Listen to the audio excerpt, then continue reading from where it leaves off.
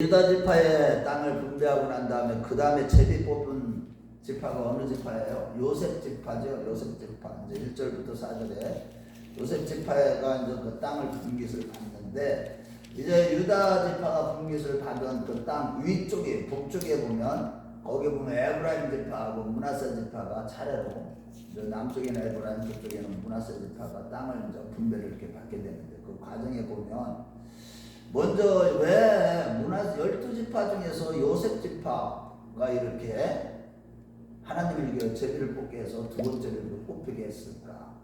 여러분들 잘 알다시피 유다 지파를 통해서 누가 태어나요? 족보상의 장자는 누구예요? 유다의 유다. 혈통상의 장자는 루벤이죠.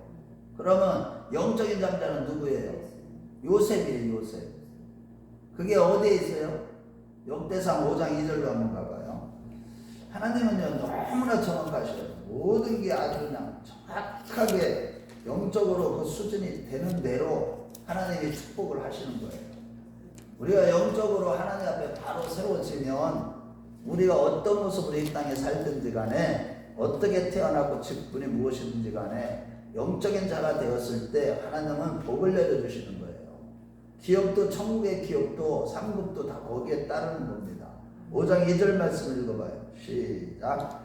유다는 형제보다 뛰어나고 주권자가 유다에게서 났으나 장자의 명분은 요셉에게 있으니라.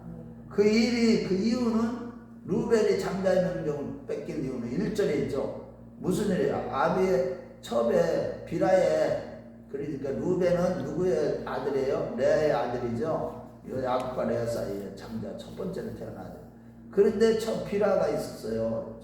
장자, 야곱의 첩이. 그런데 이 비라하고 통관하는 그런 일을 저질렀으므로 장자의 명분을 빼앗겼다고 이렇게 기록하고, 성경 기록하고 있습니다. 우리가 거룩하게 살아가야 될 이유가 항상 하나님의 말씀에 순종하며 그 말씀을 가까이 하는 삶을 살아가는 이유가 여기에 있는 거예요. 우리가 모든 영적인 권위는요 하나님 앞에서 거룩하게 살아가는, 하나님의 말씀에 순종하는 거기에 달려있는 거예요.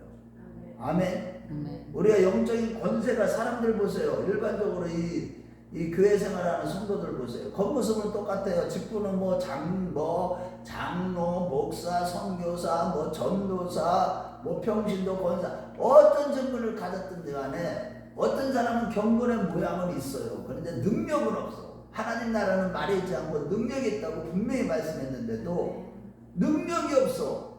능력이라는 게 무엇이겠어요? 성령으로 충만한 걸 능력이라고 하는 거예요. 성령 자체가 능력이에요.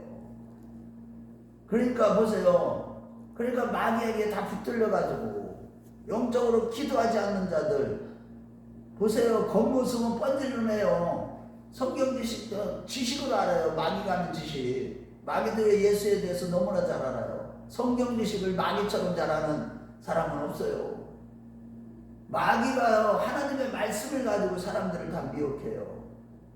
그래서 말씀만 많이 한다고 그게 능력이 아니에요. 말씀 자체가 내 안에서 뭐가 돼야 되는 거예요. 말씀이 육화가 돼야 되는 거예요. 말씀이 녹아져서 내를 변화시키는 그런 상황에서 말씀을 아는 듯이, 그게 바로 야다예요. 야다.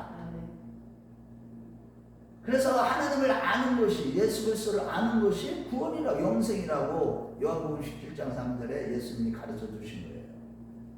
그런데 보세요. 오늘날 성도들 보세요. 기도하지 않아요. 말씀을 연구하지 않습니다. 묵상하지 않습니다. 적용하지 않아요. 말씀을 들을 때 뿐이에요.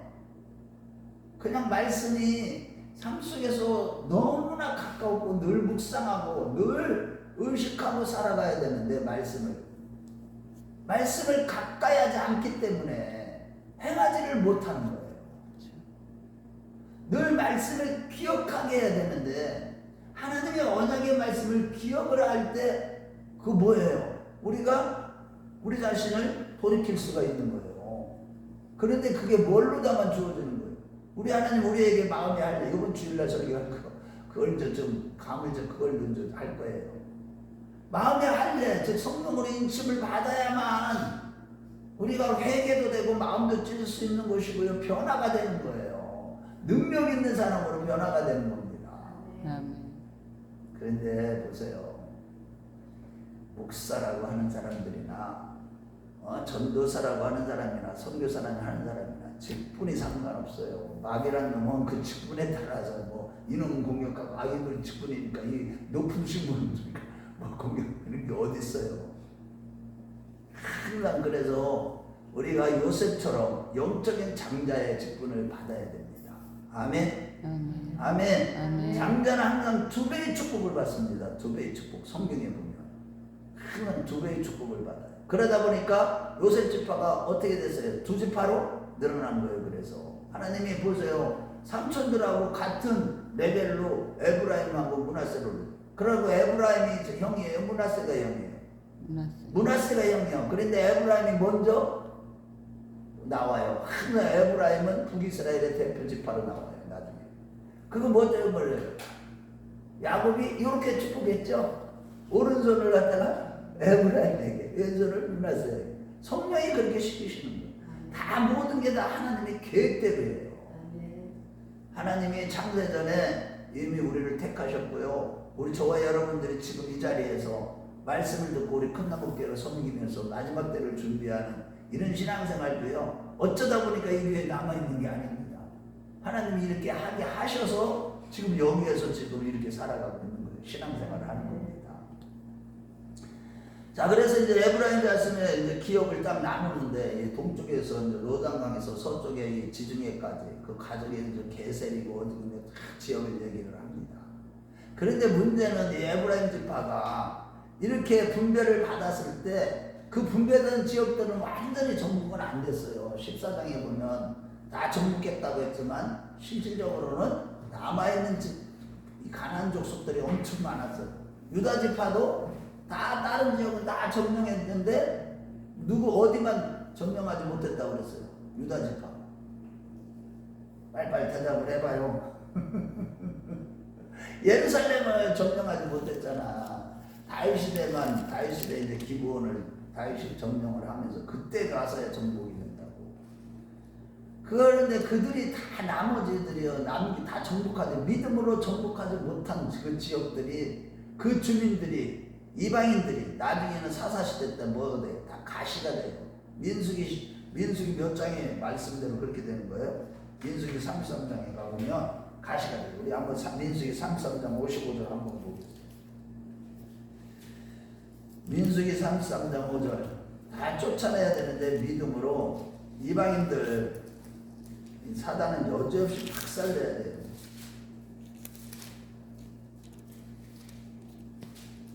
자, 55절 한번 읽어봐요. 민수기 33장 55절. 자, 시작. 너희가 만일 그 땅의 원주민을 너희 앞에서 몰아내지 아니하면 너희가 남겨둔 자들이 너희의 눈에 가시와 너희의 옆구리에 찌르는 것이요, 너희가 거주하는 땅에서 너희를 괴롭게 할 것이요. 그러기 때문에 우리가요, 사단에게 사로잡힌 사람들, 사람은 사랑을 해야죠. 그런데 이 마귀란 놈은요, 인정사정 보면 안 됩니다. 사람 안에 들어있는 이 귀신들, 그냥 귀신님 나가주세요, 세력님 나가주세요, 이게 아니라 저주를 퍼부으면서 하는, 박살을 내야 됩니다. 이놈은 하나님을 대적하는 놈들이거든요. 지금 오늘날 보세요. 적그리스도의 세력에 사로잡힌 이 정치 지도자들, 경제 최고의 자들, 다 사단이 준 것들이에요. 다 하나님이 우리 인간이 타락하고 나서 마귀에게 넘겨주게 된 것인데, 마귀의 말에 이 순종하는 바람에, 그래서 선악과를 따먹은 이후로 모든 이 세상의 임금은 누구예요? 마귀예요. 마귀. 그런데 그런 사람들 우리가요, 단호하게 대처해야 됩니다. 그런 사람들은, 사람은 사랑을 하되 그들 안에 있는 악한 놈들은 아주 단호하게 끝까지 싸워서 이겨야 됩니다. 그들을 물리쳐야 됩니다. 자, 그러다 보니까 이제 결국에는 문제가 생기고, 그 다음에 이제 므낫세 지파에 대해서 얘기를 하는데, 이 므낫세의 장자 마길의 아들 장자 누구예요? 길르앗. 그래, 길르앗이 요단 동편에 보면 길르앗 지역이 누구 땅이래요? 므낫세 반지파의 땅이 제일 북쪽이에요. 바산 지역에. 그 그 북쪽에 이제 그래 길르앗의 땅이 된 그 과정을 먼저 설명합니다.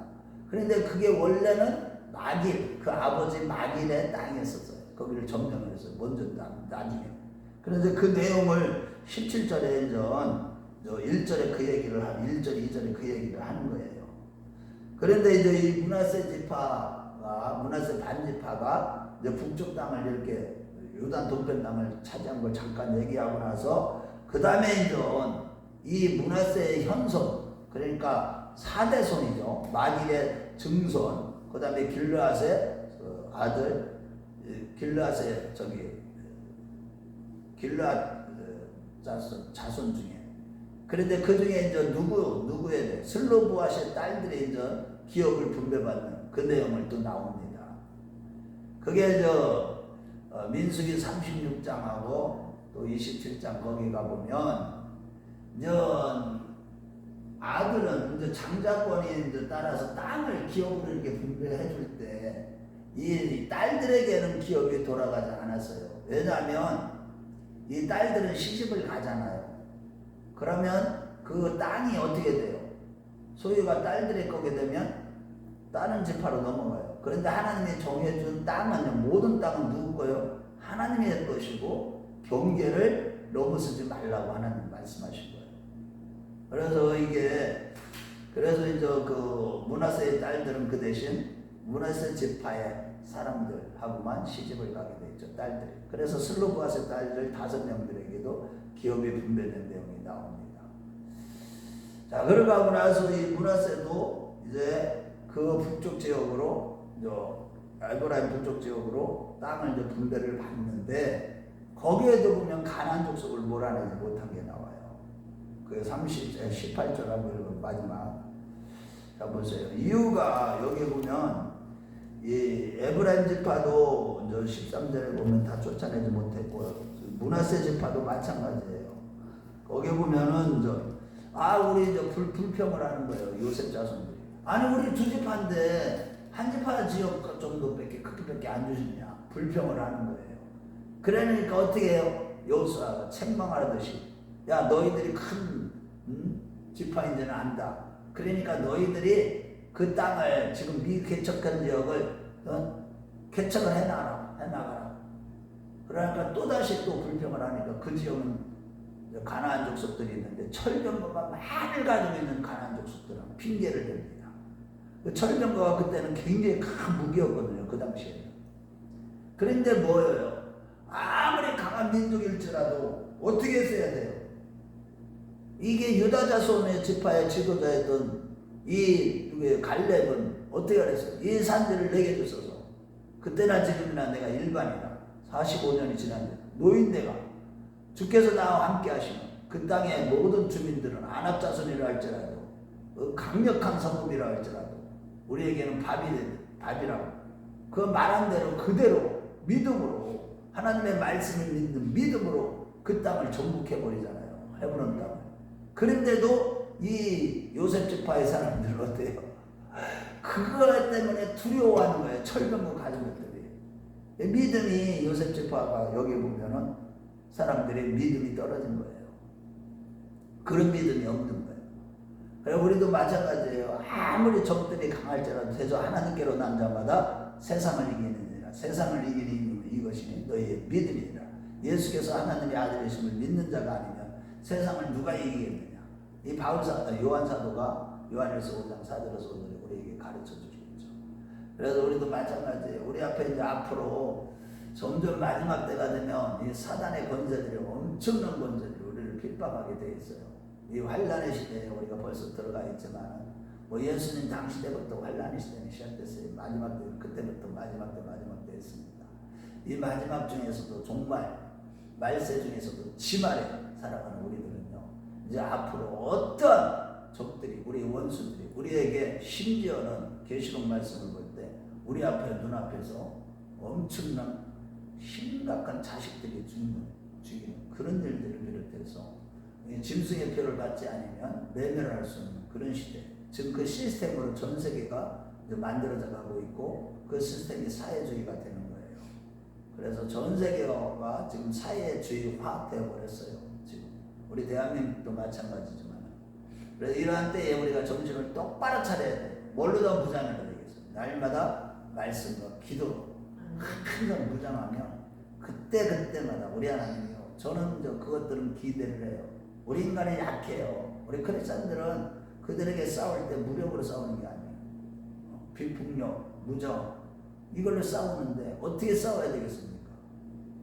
참고 인내하고 때리면 맞아야 되는 그런 상황으로 가야 됩니다. 그렇지만은 하나님은 어떻게 하신다고 그랬어요? 계시록 12장에 뭘로 다 지켜요? 하나님이 피난처로. 그게 그렇게 하고 또 그 기간이 조금만 더 인내를 하라. 마지막 때 믿는 자들을 위해서 그 기간을 하나님이 줄여주시겠다고 마태복음 24장에 말씀하고 있습니다. 그런데 어쨌든 지금은 우리가 먹고 사는 문제에 연연하려면 안 돼요. 사실은 정말로 내가 믿음 있는 자, 내가 정말 믿음 있는가 내 스스로 자꾸 점검을 해봐야 돼요.